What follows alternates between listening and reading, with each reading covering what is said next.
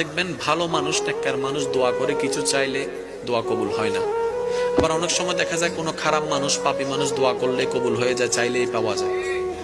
তা আপনাদের আমাদের একটা মনে প্রশ্ন থাকে, কি রে সে নামাজ পড়ে না, সুদ খায়, এমন করে তার জীবনে এত স্ট্যান্ডার্ড কেন?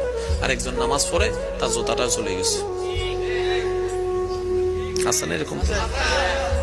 মনে রাখবেন,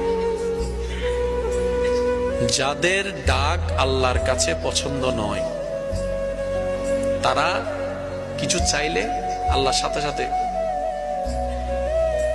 তার আওয়াজ আমার শুনতে ইচ্ছে করতেছে না, দিয়ে মুখটা বন্ধ কর।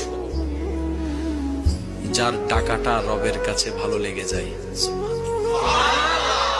যার ফরিয়াদ ভিক্ষা করাটা রবের কাছে পছন্দ হয়ে যায়, যার হাত পাতাটা রবের কাছে পছন্দ হয়ে যায়, যার সিজদায় ঝুঁকে যাওয়াটা রবের কাছে ভালো লেগে যায়,